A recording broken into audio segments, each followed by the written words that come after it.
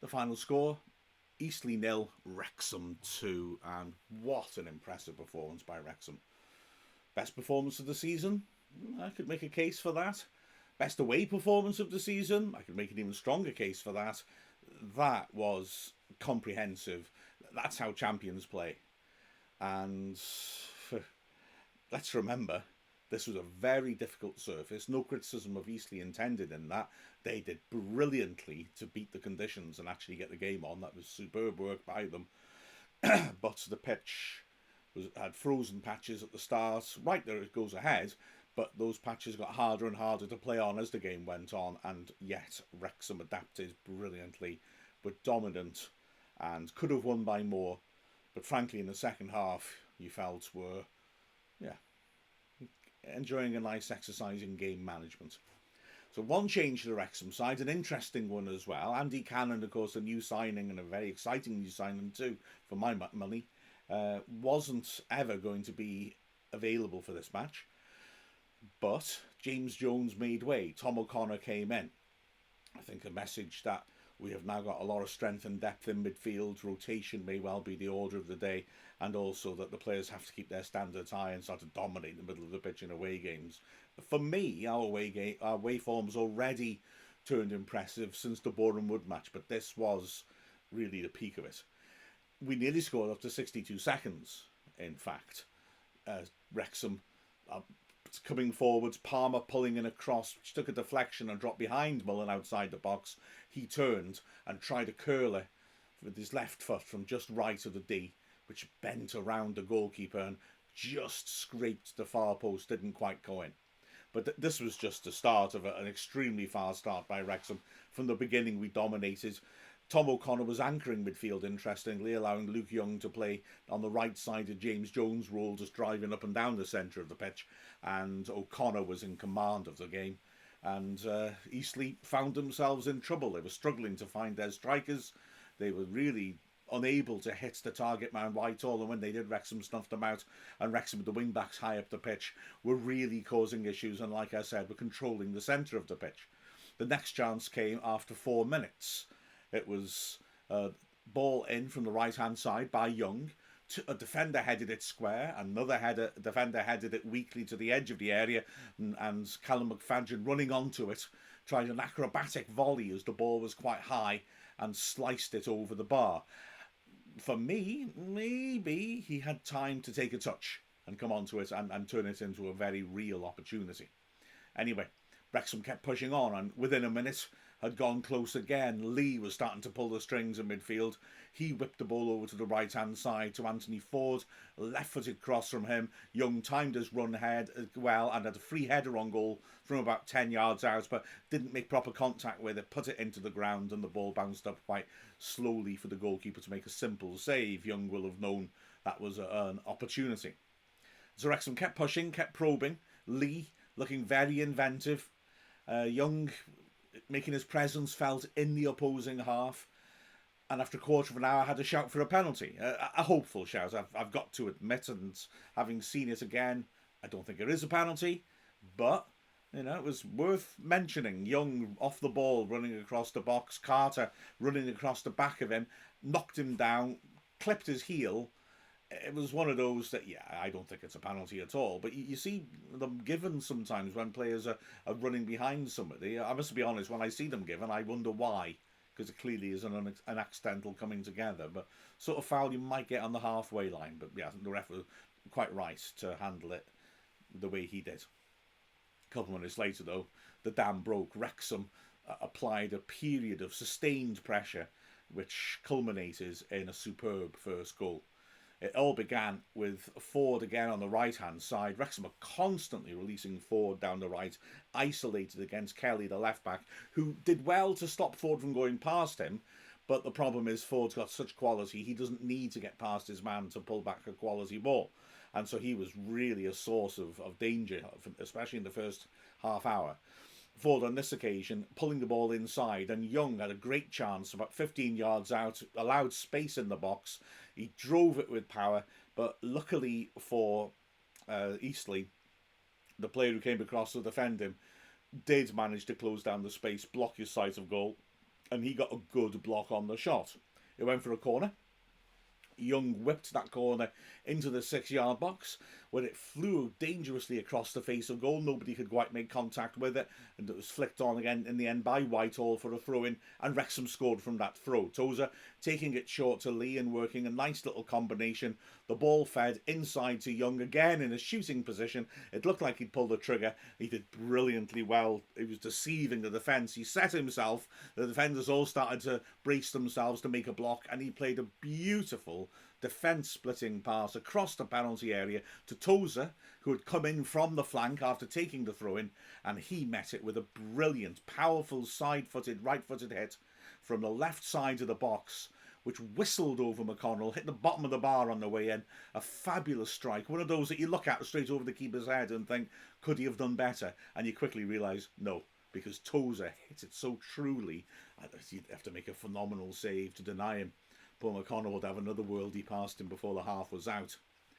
Eastleigh tried to respond, and to be fair to them, did make a couple of opportunities. The best chance for them in the whole match came 6 minutes after Wrexham had scored. McFadden losing the ball with a sloppy pass down the line.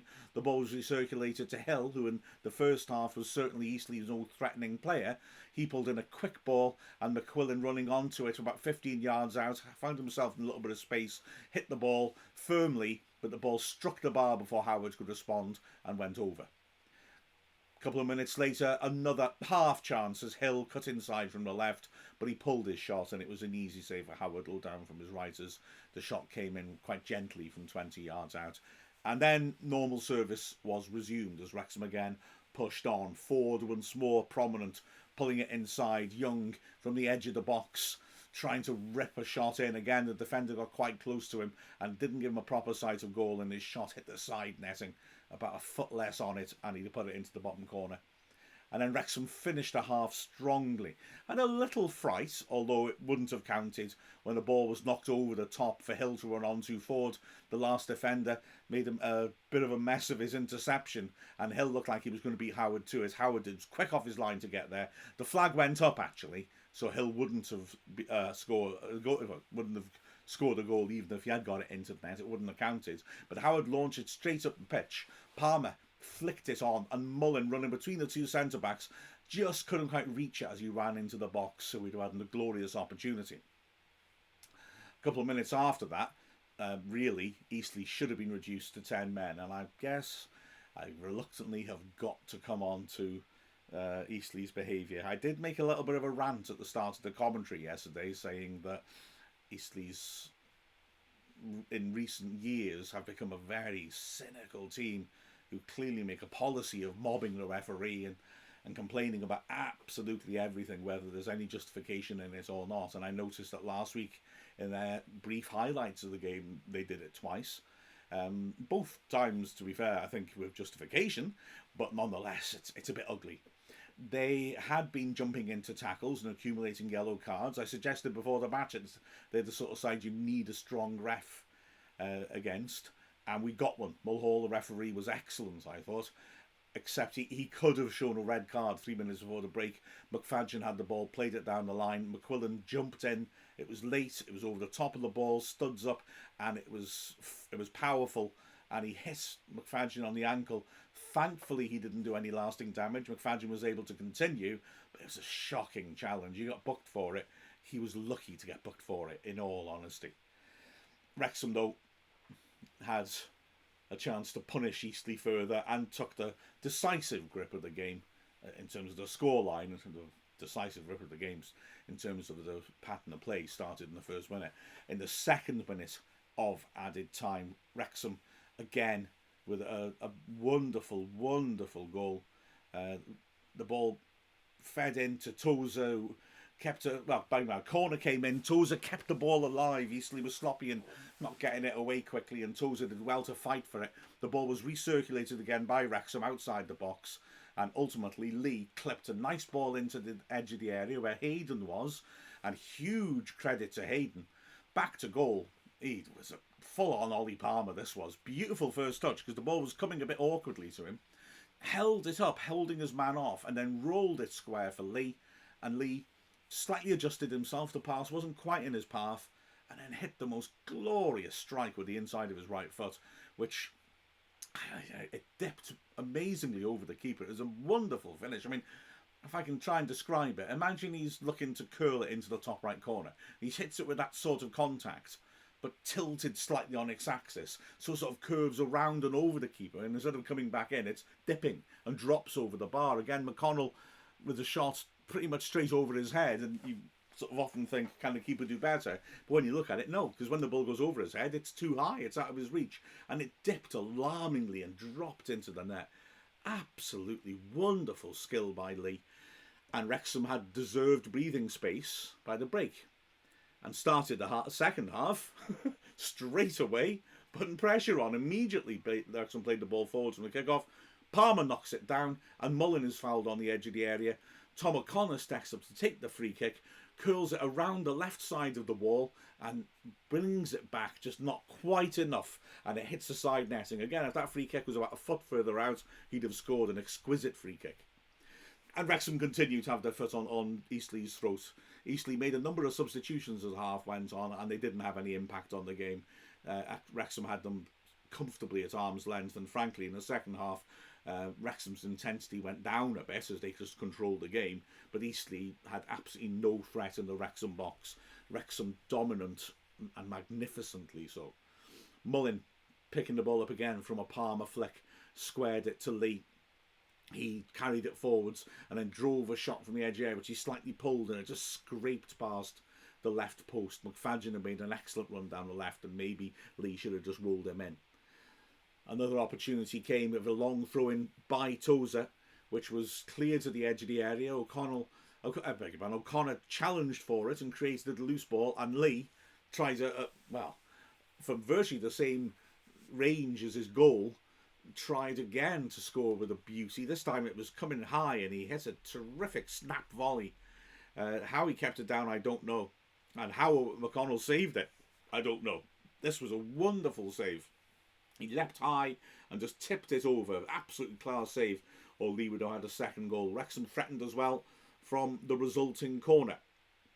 The ball was swept in by Young, half cleared, and Lee again doing brilliantly, attacking the ball, against a much taller player, but jumping in and winning it. A very physical header, brilliant work, picking with the ball from his header and from the right side of the box, drilling it into the goal mouth. It went across the face of goal. Mullin lunging at the far post in front of an open goal, just couldn't get enough contact on it. You couldn't blame Mullin for not making it. He did well to lunge in. If he'd been between the posts, he'd have scored, but he just didn't have enough time to get anything more on it and could only knock it in the way he was facing, just wide of the post. Hayden had a chance. Young sweeping in the corners of the far post. Hayden getting it well, 6 yards out, but just heading it off target. It ball going past the right post. And the final opportunity came when again Tozer and Lee combined nicely from a throw-in. The ball pulled back to McFadden, who once more found Tozer, who, just like his goal, cut into the box. He drove in a powerful shot, and McConnell got down low to parry it. An absolutely comprehensive performance by Wrexham, and a super 50th win for the manager as the boss of Wrexham. Looking at the performances, Howard had very little to do. What he did absolutely perfectly well, but it was another nice, quiet, clean sheet for him. The back three, well, actually, Hayden was quietly superb, I thought. His interceptions, his reading of the game was excellent. His use of his pace and of his physicality were terrific. The other two centre-backs, well, Tozer got his goal and was really quite the threat down the left-hand side from his throw-ins. He and Tunnicliffe, just totally rock solid. Never troubled at any point by Eastleigh's attacking play. Whitehall, who's a decent target man, was completely subdued. In midfield, well, the wing-backs first. On the right-hand side, especially in the first half, our forward was a terrific threat. Wrexham were constantly getting him clear one-on-one with the full-back, and he was putting a full range of supply in from that right flank, crosses, pull-backs. He was extremely dangerous and was hitting his players consistently. And McFadden, again, lots of energy on the left-hand side. Didn't get to in as many threatening positions as normal, but was solid defensively, got forwards well. The midfield three, O'Connor just purring around as the holding midfielder, controlled the game beautifully. An excellent performance by him. His use of the ball, as always, was excellent, and that free kick that he struck was nearly a fine accompaniment to the 2 excellent goals we did score. Young with the chance to have his more normal position, going box to box more than sitting in the middle of the 3. Again, enjoyed it, and again in the first half was constantly a threat. Won a lot of ball in midfield. Elliot Lee was again man of the match for us. He was phenomenal. I mean, honestly, battling away, winning the ball back. Yeah, great. It's brilliant. He's added that to his play, but his creativity, his goal, the one that was saved. Oh, Lee was in the middle of everything. He was terrifying for Eastleigh. And then up front, Mullen was busy and involved. Didn't quite get any moments where the ball quite dropped his way, if you like. So he didn't hurt Eastleigh much, but he was always flitting around. Palmer, first half hour, actually, I didn't think was in it all that much. I thought he had a very good second half, Palmer, though, really making the ball stick, enjoying the physical battle with the centre-backs, won a lot of headers, really won a lot of headers and flicks on balls for Mullen to chase or for Lee to chase. Excellent stuff. Jones and Dalby both came on very late and didn't have a chance to influence anything. Didn't have to. And now we go again on Tuesday. Massive game on Tuesday. But goodness me, what a performance this was to warm up for it. With a final score of Eastleigh 0, Wrexham 2. I'm Mark Griffiths from Wrexham AFC. Don't forget to leave comments and likes and subscribe and all those lovely things on whatever format you watch this on. And obviously, of course, watch out for more good stuff. There'll be the Ask Wrexham podcast coming up soon as well, and the full match footage, of course, of that massive game on Tuesday against Chesterfield, which will be live on Wrexham Player. So don't forget to use Ask Wrexham to contact us on that as well. So, with a final score of Eastleigh 0, Wrexham 2, I'm a happy chappy.